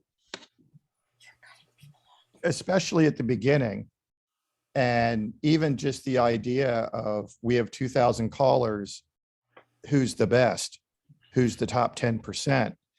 My mind's always going, by what criteria? Are these people I would want to dance to? Are these the people, if I was stranded on an island and only had to pick 3 callers I'd want? Some of them don't travel. And is there even a point to kind of lining them all up and wondering who's the best or whatever? So I kind of had that tension throughout the talk. The idea that we want to improve, I agree with that. And then I was also thinking, of those 2,000 callers, how many of them shouldn't be calling to dancers? How many are doing more harm than good to the activity? Lots. And I was about to say, hopefully less than 5%. Lots. And then that gets back to newer callers. And, you know, the old joke in the old days, and maybe it was the way it happened, and maybe it was a good thing, is if you're a newer caller, get a square of dancers, practice on them, get your calling skills up. Maybe they'll drop out of the activity, and that was the cost to having you become a caller, but that's the way to do it. I think that most of us, hopefully all of us on this call, can do good to the activity by getting dancers in, calling to them, or having a group of people who enjoy their calling and keep on going. And that's kind of the positive thing, that I don't think it takes a huge amount of skills to be better than the dancers who you're calling to need you to be, and they enjoy your product. It doesn't mean you shouldn't try to improve, but it doesn't mean you should not be out there calling. So talk to me, Paul, about the lots who shouldn't be calling and are doing active damage. Well, I'll tell you what, the example that you just gave has always been my biggest pet peeve in the activity. I hate the fact that we suggest to new callers, just go find 4 couples that don't know anything about dancing and teach them, because you're going to know better than them no matter what. But what a horrible experience that can be for those new dancers. It can be what a black eye on the activity to take brand spanking new potential dancers and say, I'm going to inflict myself upon you. I think that's a horrible, horrible thing for the activity as a whole. what I suggest in a situation like that is find yourself 4 couples of friends. Okay, find 4 couples of friends that will allow you to use them as human pawns. Okay, recognize the fact, especially when you're beginning, okay, that you're gonna kind of suck at the beginning. It's part of learning experience. Okay, do something for them. You know, if your thing is you can pull off a good singing call, and this is what I actually did when I first got into calling. Okay, I would invite people to my house or to a hall, and I would say, come on over. I said, let me practice some patter on you. And if you like that, I'll sing you a few singing calls, and hopefully you like that. And if that doesn't work, then I'll buy you some pizza too. Okay, so I've given you something for the time that you've spent working with me. And I think that what happens there is very quickly you find out through your friends, without them saying a word, how good or bad they think you are and how much potential they think you have, because your friends will become busy. Your friends will find other things to do. They'll all of a sudden not be as available to you if they recognize the fact that he's just no, this is just not going to happen. And I think that if you have those friends that can then still go over and dance to Don Beck or to Clark Baker or to Mel Wilkerson, if he actually calls in real life, they can still go to those other callers and have a good dancing experience, knowing they tried to help a friend out, but the friend just, you know, we've been there 5 or 6 times. He's just not wrapping his head around it. Maybe I'll go back another 6 months to see if he's gotten any better. That way you haven't damaged the activity to potential new customers. And that's where I think that we go wrong when we do our teaching. Paul, I couldn't help but catch you talking about these people as being pawns. I did just what you said. They had a good time the first night. We went once a month for 17 years. They called themselves Don's Pawns. And I believe you may have come to some of our sessions. I know Clark came to a few of them. I never gave them pizza, but I never charged them at the door. But boy, did I learn a lot from being able to call from typically 2 or 3 squares, but anywhere from 1 to 6 squares over the 17 years. Pawns is a good comment. I would like to hear from somebody that we haven't heard from yet. I'll leave it at that. Somebody. How about crickets? Go for it, Yolanda. So, Paul, I'm one of the newbies. So I know that there's a great deal of learning that needs to happen still. But I've been lucky enough that because of Zoom, I've had the chance to listen to a lot of callers that with a great deal of experience, and so heard different perspectives, different points of views, and then I've accidentally through Zoom, the host disappeared and I started calling because the dancers wanted me to, and then lucked out with a group that was mostly callers. And so I've been able to call, and they haven't found too many excuses because they've been where I've been now. So it's like, oh, you're doing much better than you did half a year ago. And I tell you what, this whole Zoom thing, talk about finding the silver lining in a horrible global pandemic. This has given us an opportunity to spend time learning in ways that we just have not had previous to this whole Zoom experience and this whole COVID experience. And this is really going to give us that opportunity to improve our skills, to, I hate to say it, I wish COVID happened 20 years ago. I might have gotten better. But God, we would have been in bad shape then, wouldn't we have? But the thing is there's just so much opportunity, and just looking around this room right now, the wealth of knowledge that's there, and the people who have been willing to dedicate their skills. Now, Don's asked me several times, and he'll tell you himself, okay, I have constantly pushed back because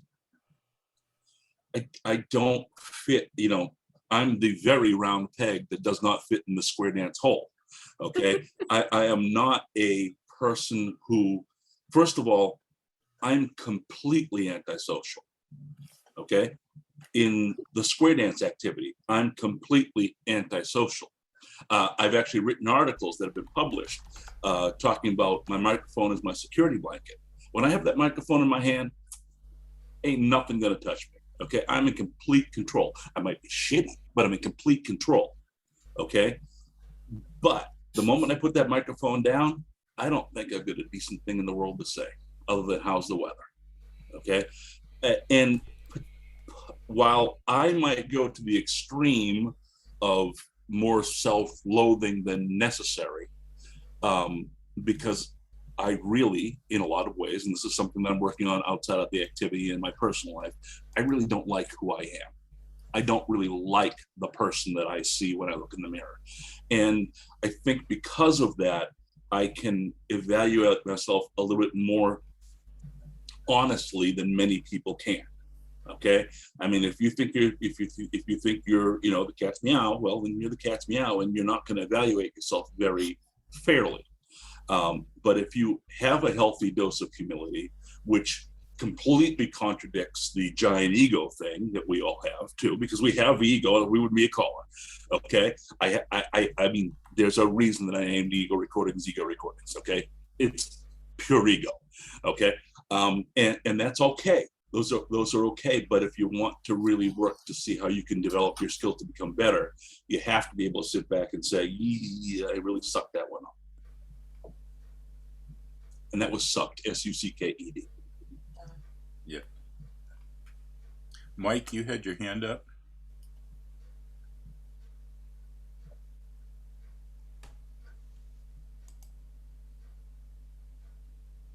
Actually, I had a thumbs up. Okay.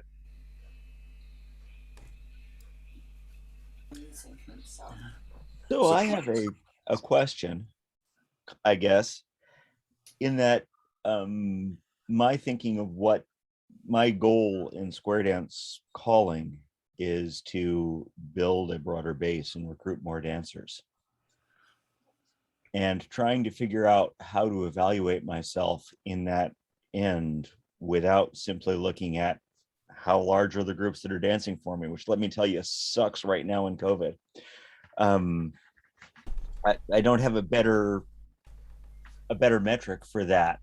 You know, I can work on, yes, I'm becoming a better singer, but if my goal was to become a better singer, I wouldn't be rating myself against square dance callers. I'd be rating myself against singers. So yeah, I'm just, you know, I'm struggling with how do I evaluate myself in terms of what are my skills in bringing new dancers into the activity and building that larger base, and how do I improve that? I think part of it, at least on the way I see it, you know, I evaluate myself as a decent singer because that is the segment of the caller's wheel that I excel at.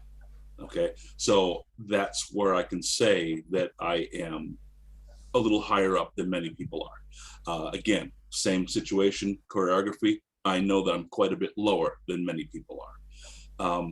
My biggest complaint, my biggest problem spot with other callers is the callers really in that 2 to 5 year range. That 2 to 5 year range where you really think you know a whole hell of a lot more than you really do. And you're, quite frankly, you're just not all that. Not yet, okay? Maybe you will be. There's potential there, okay? Not always, but usually there's potential there for you to become much better than you are. But damn it, I'm gonna use this example only because I see that the person is not here, and I'm not gonna mention any names. I had a gentleman call me up saying, you know, I like that particular piece of music that you produced, but I don't like the fake harmonica that's in there. What? I responded back to that person who was a 2 to 5 year caller, and I said, "Excuse me, sir, that was 100% pure live harmonica. Okay, that was not fake. That was not synth. That was real. Okay," and I took offense to it because I'm very proud of the fact that I do have as much live music as possible on my recordings. The only thing that is not live on my recordings is the drum track and the bass track, and occasionally some strings. Okay, everything else on my music is live music. Okay, well, this person got a track of mine, that a recording of mine that was approximately 8 tracks. I gave them with melody, without melody, with fills, without fills, this, that, the other thing.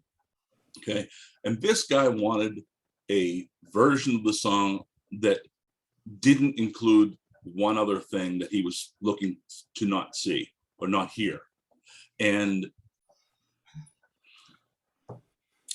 this gentleman thinks that he's God's gift to calling in the 2 to 5 year range.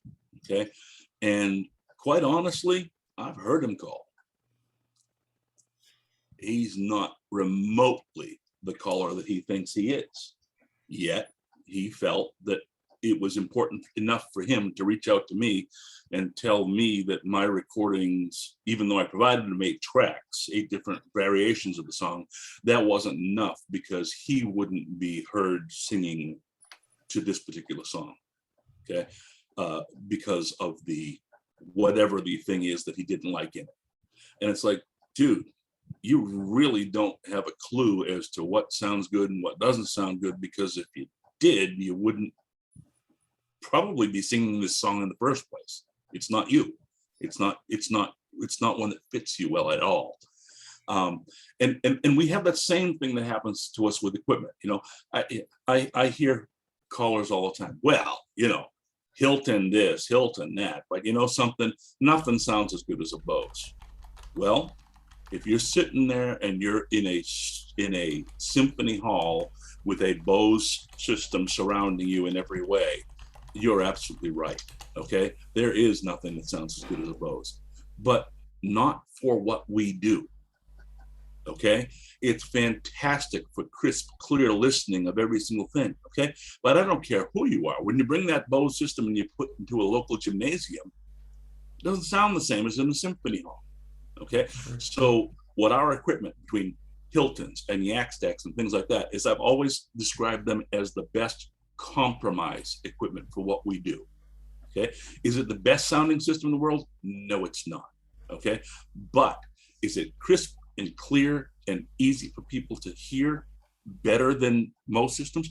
You put a Bose system, you cannot take enough bass out of a Bose system to make it sound the way it needs to sound to have the caller as best understood and have the clarity that you need to have with a Bose system, the same way as you have with Yak. Okay. And yes, the quality overall is not as good as a symphony hall, but for what we do, it's the best tool.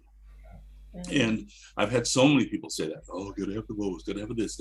Listen, I own Yak Stacks. I own Hilton speakers. I own a Bose tower. I own Mackie SRM 450s. I own the giant Bose F1 speakers. I have a pair of them as well. Okay, I own them all. Okay, not because I'm rich, but because I was in the speaker business for a while and I really wanted to be able to evaluate all of the different options out there. So I bought all the different options as part of my business plan. And in doing that, I recognized the fact that yes, I can go out, I can spend this money on this or this money on that. But at the end of the day, it doesn't matter if you can hear a pin drop in your recording. What matters is, can you hear the call clearly in your recording or your presentation? I want to throw in a comment that I should have done half an hour ago. Reminding everybody I was a jerk. Yes. No, I want to thank you, Paul, for the amazing balance of ego and humbleness. Your willingness to lay yourself open as a way for us to better understand ourselves, hopefully. It just takes a lot of courage to open yourself like that, and I appreciate that. Just give up and you can do it too. I may be putting somebody on the spot that I shouldn't be here, but we're talking about people that you can trust for doing a critique, and for instance, your spouse in many cases. And if I'm off base here, you guys can let me know. But Hannah and Lars, you guys are both callers and significant others of each other. Do you critique each other? Do you trust each other? Do you try to remain tactful so that you can continue your relationship, which is most of the time not square dancing? And do you mind that I ask you this, or you can yell at me if you don't want to? We don't mind at all, and we get that question quite often. Well, we are trying to help each other with our calling, but Lars is the gentleman in our relationship, and whenever I ask him to critique me, he's always throwing roses at me. So I don't really learn from that. I need to record myself, like many of you have spoken of. It's the best way to evaluate oneself. I do try to help Lars because he has not been calling as long as I have been calling.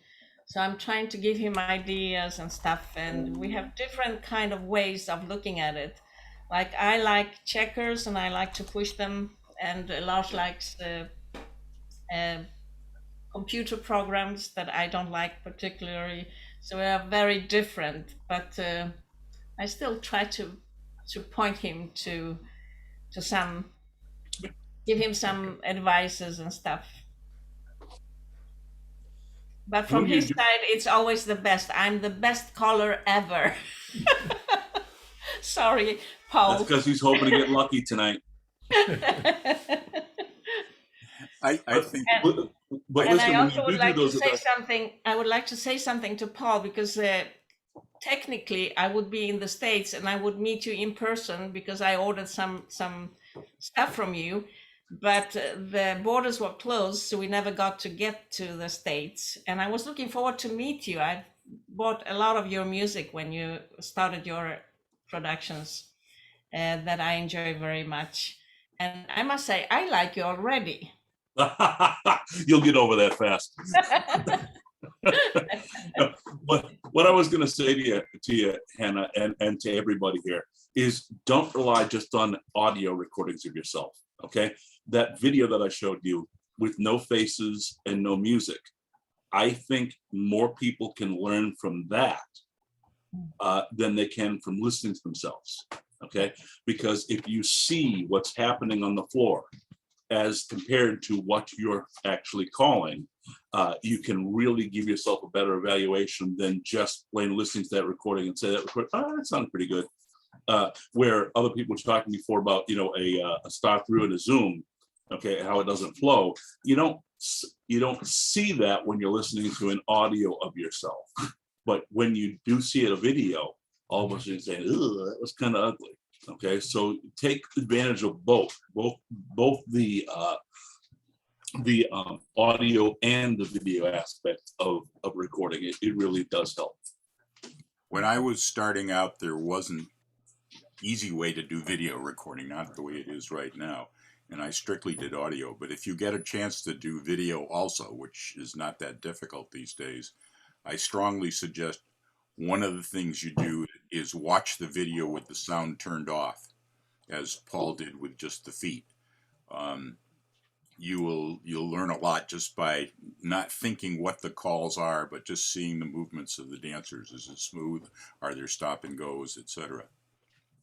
And Hannah, by the way, I was invited once to go and call in Germany, and I was really excited at the prospect of it. I really wanted to do it. But my hesitation was, number one, I understand that in Europe in general, you're much more technical dancers than we are here in the States. And then once I said, yeah, I'd like to do that, the person that was inviting me said, well, they were going to have these certain expectations of me when it came to what the dancers were going to want as the experience. And I very quickly recognized the fact that I could not give them the experience that person who was coordinating the thing wanted me. Stop it, ladies. Sorry, I got my girls underneath the desk. My dogs. Anyway, I very quickly realized that no, I couldn't give them what they were asking for. Now, I would love to go over to Europe and call my dance, the dance that I'm most familiar with, that I'm most comfortable with, that is going to give you the best of me, with hopefully at the same time hiding the things that are not me in that smoke and mirrors that we talk about. But the invitation was not, at that point, we recognized the fact that we weren't going to give each other what we wanted. So I've not been back to have the opportunity to call in Europe. However, next month, I am calling and teaching a group of beginners as much of the mainstream program as I can over 5 weeks in Italy. So I'll be leaving the end of September and spending the entire month of October back in Italy, which, as far as I'm concerned, is the closest place I'll ever make it to heaven. And I'm going to spend 5 weeks there working 3 days a week with a group of dancers. You may have seen their videos. Alfredo Esquere puts several of them up on YouTube and on Facebook. Basically what he does is he does the old style, you memorize a routine and you dance to that routine. And he and I have talked for more than a year now, saying that he'd like to get more into the actual calling aspect of things. And we'll see how that works out. I'll let you know after October. That sounds really cool, Paul. I know you've had some trips to Italy before that you really enjoyed, and this sounds really good. By the way, Hannah and Lars are not in Germany, they're in Sweden, but you did correct that by saying Europe later. Yes. Yes, Europe. Lars, I want to compliment you on throwing roses all the time. It's a good relationship is far better than becoming a good caller. My wife throws frying pans. But you should hear us. I'm begging him to say nasty things about my calling. I'm really begging him. It doesn't help. I don't know if you all were here when I showed this before, but this is the way things are at my home. Uh-oh. do you see what I have on that wedding ring there? Ball and chain. Yeah, it's my ball and chain. And, yeah. and the worst part about that ball and chain is she designed it for me, so I know whose bitch I am.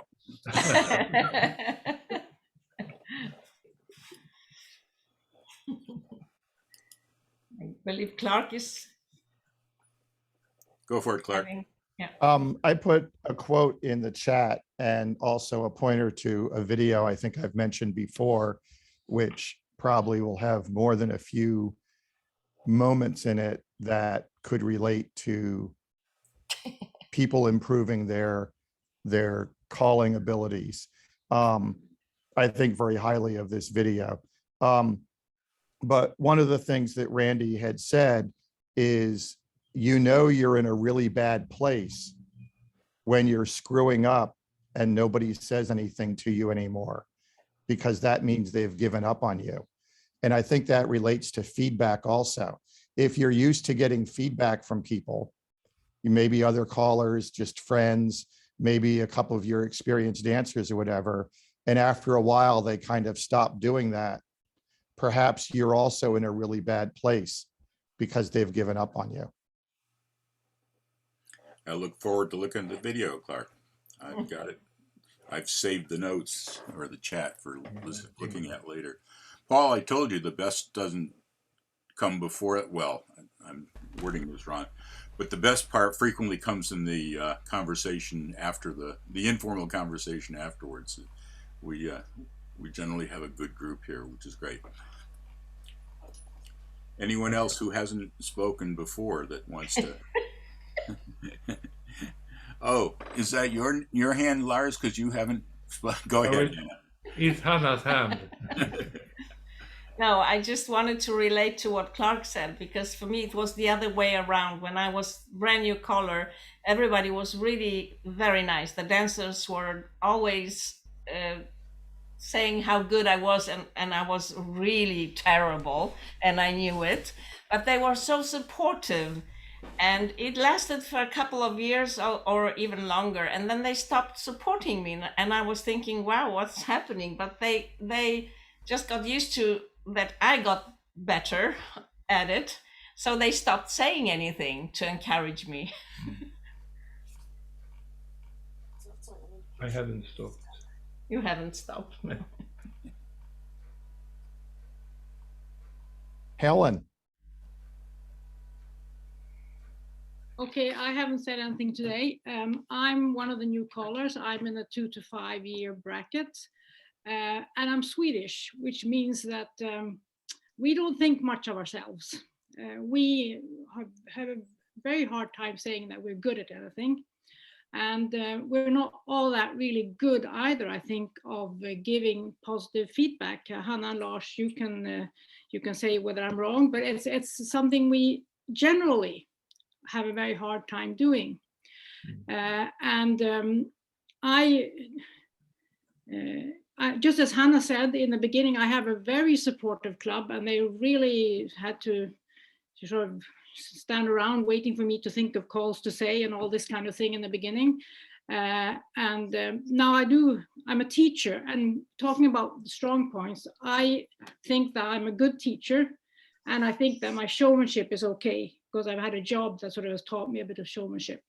And so that's the two strong points I believe in my own presentation, but I have the rest I have to work on, and I don't sing, so I'm not in a really good place. But I do get critique from some callers around about that I have near me in the club and so on. But my problem is that firstly, they don't recognize the struggle, and many also have said what we're doing is very difficult. And as a new caller, things are difficult, and I can't work on everything at the same time. And I have one caller in our club, and he keeps saying things that I'm just not prepared to listen to, because I'm not prepared to work on that thing yet. At the same time, it's difficult hearing it. He's in the club. He's the main teacher. He sort of has a bit to say about things, but it's difficult then sort of just deciding that no, I know better. Although I am the 2 to 5 year old caller, and he's been calling for years. But I think I'm right, because we have new dancers. They're dancing to me, and they haven't. Well, now I'm mixing them up. I'm a caller in another club, also a new club, and in that club I have lots of dancers. I had 1.5 years ago. They had never heard another caller. They had never seen square dance. They didn't know what it was about. But they enjoy coming to my lessons every week. We had a lot of fun. We didn't learn very fast, but everyone had a lot of fun. And this other caller, he also was mixed up there, and he was very critical about what I was doing. But I still think that if you have dancers coming every week and having fun, you're doing okay. And I've tried to sort of, and it's very difficult for me to say anything to him about this. The fact that they rather dance to me than actually dance to him. They've done that once or twice. So you have to, as a new caller, also sort of have some kind of ego that you can say, that's enough, I'm doing this. And I've certainly said to both my clubs, if they think I'm not making a good job of this, I'm quite prepared to let someone else do it. But in this new club, they don't have any other callers, so I'm okay there. But that's just what I wanted to say. You're all talking here about being in the top 100, being in the top 500, being in the top 10%. I'm worried about, am I in the bottom 10%? I don't know. But I'm here, and as soon as I'm allowed to, I'll be doing this if someone wants to have me. And that's just good enough for me. So that's my 2 cents worth, as you Americans always say. So Helen, I don't know you. I've never had the pleasure. I don't know. You just kind of gave yourself a little bit of an evaluation there as to the fact that you feel you're a good teacher. And I think, and I'm not saying that this is the case with you because I don't know. I think that one of the things that we as callers over-evaluate ourselves on way too often is our skill in teaching. Okay, as a teacher of other things, then you know exactly what I'm talking about here. To me, if you can't find half a dozen different ways to describe what it is you want to accomplish, so that you are catering to the different ways that people learn, then you're not as good a teacher as you think you are. And again, when I say you, I mean you as in the general caller population, not you, Helen, I don't know you, okay? But if you have not got several alternatives to the way you want to teach it as compared to the way other people learn, then you're not as good a teacher as you think you are, okay? This is something that I think is extremely important for all callers. If you're gonna teach, you've got to figure out a way to communicate with everybody on that floor. And some people learn differently than others. Is it a quarter? Is it a wall? Is it 90 degrees? What is it? Okay, figure out something that resonates with each of the dancers or the different type of learning styles, so you can try and really cater to as many people as you can possibly cater to, especially when it comes to teaching. I hear you, and I agree with you in all these things. And okay, I might be over-evaluating myself. But, No, I'm saying not you particularly. I'm saying not you particularly. I'm saying callers in general exaggerate how good they are as teachers. Okay, yeah. You may very well be the best teacher here right now. I don't know that. Okay, but what I'm saying is, if we as callers as a whole would spend more time evaluating that part honestly, I think that the activity as a whole would be better for it. I agree. I can very much agree to that. Thank you. What Paul just said has been said many times, and still people don't listen. But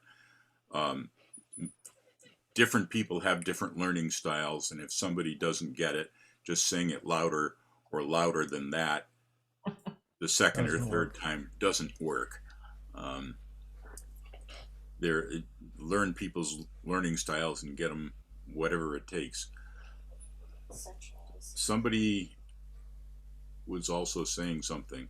Oh, Hannah, go ahead. About teaching, I have learned so much from teaching new classes over the years. Actually, I learned more from teaching new people how to dance than from any other caller that I could ever have the pleasure to watch teaching dancers. Although I do get some tips of how to do stuff, but looking at the dancers and really trying to be on the floor with the dancers is the main thing for a good teacher. If you're above the dancers, you can never know how it feels to be on the floor. And I think that Helen has that. She's a really good teacher. Yes, trust yourself. I'm still trying to think what I got out of this session.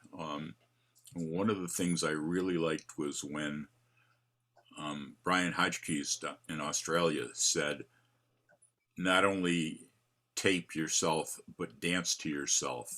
Yeah. I think you as a dancer are going to be an awfully good critic of yourself. I got a lot of things out of yours too, Paul, but that's the one thing that popped into my mind right now. We are hitting that point of hearing an awful lot of silence. Cricket, cricket, cricket, cricket.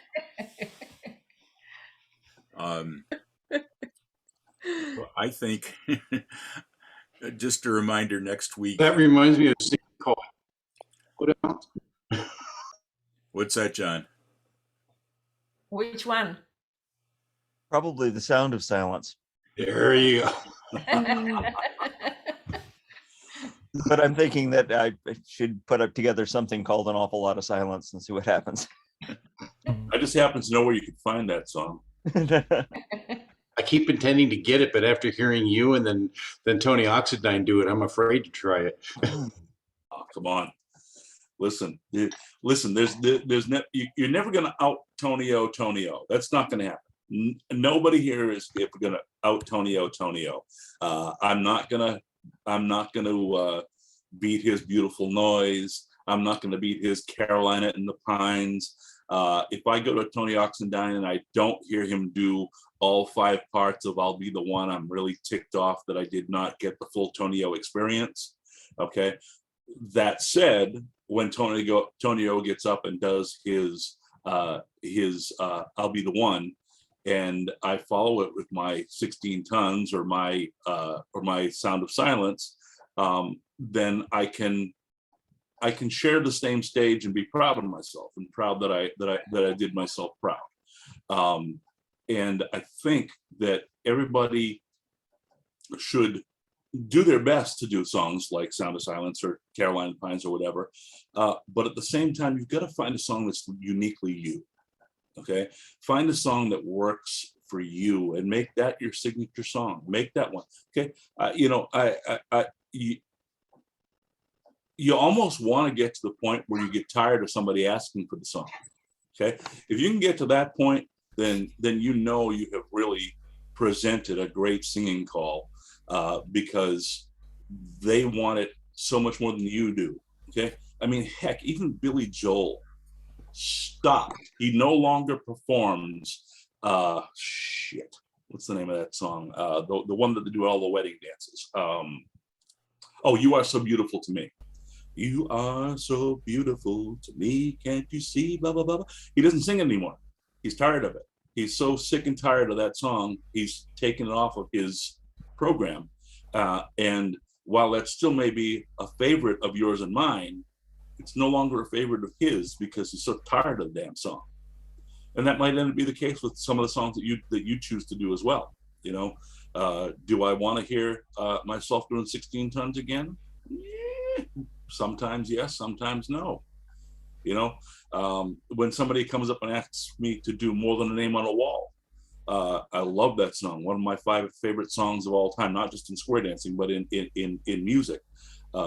It hits home so hard, but it's a damn depressing song. Okay, this is a woman who's there at the Vietnam Memorial Wall, lamenting over the loss of her son to the war, telling people that he is, in fact, they're trying to convince herself and convince God and anybody else that wants to listen that he is, in fact, more than just that name that's up there on the wall. He was her son. He was somebody important, somebody special to her.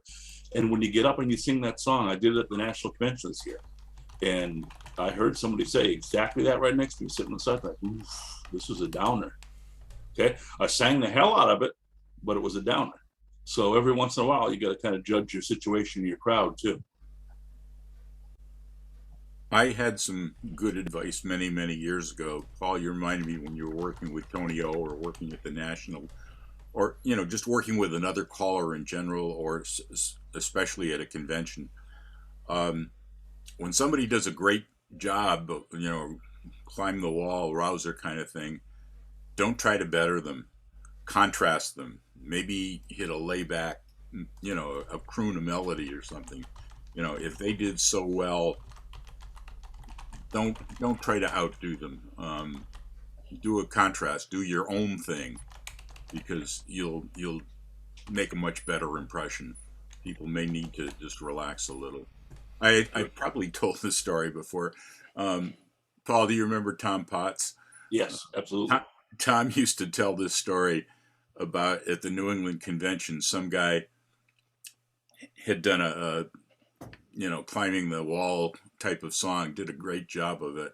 The crowd was way up and everything, but this guy had a bad attitude and he walked off, and Tom was on next, you know, his big chance to call in front of a big crowd. And this guy walked past, they passed each other, and the guy said to Tom, "Let's see you beat that." And of course, Tom was smarter than that, trying to beat it. And Tom got on stage saying, "Wasn't that great? Wasn't that amazing? Let's have him back and do another tip." So the poor guy had to compete with himself. I just love that story of Absolutely. good judgment, giving up a slot just to keep from making a fool of yourself. And Tom Potts is one of the most humble callers I ever knew. He was absolutely just a humble man that would get up there and put on a great show, but he didn't think that he was a superstar. He didn't think that he was the showstopper. He thought that he just gave the dancers a nice, smooth, clean dancing experience, and he did that time and time and time and time again. As a caller, he was humble. As a person that thought he knew everything about square dancing, he wasn't quite about calling. He wasn't quite that humble. But Tom and I got along well. In fact, I would love to thank Tom and Barbara. They've since passed away, but they invited me. The first square dance weekend I did, it was the one that they invited me to do with them, and that was still a strong memory in my mind. Good stuff, folks. Good stuff. Anything else while I'm saving my final chats here? I think I was talking about the silence, which for me is a clue that it's time to sign off. I can leave you guys continuing to talk if you want, but I think I'm happy to leave it open, but I think we've hit that break, and I have all sorts of things to do today, including my voice practice. Me. Exactly. Me, is that an ego thing? Amen. You know it, brother. Today it's all about getting from the E or so to the G and being able to still have a growl in the G. So. E-G-O, ego. Yeah. There you go. Here we go. With that, guys, thanks again, Paul, so much. We will be talking and in touch again.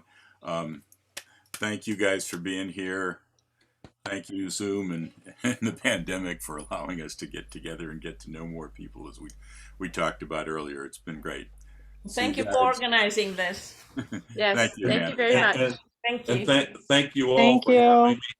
Thank you all for having me and being willing to listen to me kind of babble on for a little bit. While Dan goes and works on his voice sessions, I'm going to continue to scour the internet looking for some video proof of some calling. I'm still looking myself. There was there was a couple out there from Canberra and from Adelaide recently, but I haven't been able to find them. I was just looking at them when they were there, but I couldn't find them either anymore. So, just before we say goodbye, only because she just popped into the room here. Come on, you have to go here in the camera more so you're not blurry. There she is. There's the ball and chain, folks. There's the ball and chain. I showed you the figurative vision of it. Now you've seen the real. Yeah. We saw the creator. Absolutely. Way to go, Mary Ellen. Thank you. Thank you, Betty. Doing a good job. I'm trying to keep him in line, but you know, if you But, know him, you'll know that's not possible. We give him a chance here to get out of line. I think he needs that now and then. There you go. All right, everybody, take care of yourselves. Thank you so much for having me. I appreciate you. Thanks, Paul. Yes, Nice to see Bye, you. guys. Thank you. Thank Bye, you. y'all. Bye, everybody. Bye. Bye. Bye. Thank you, Paul.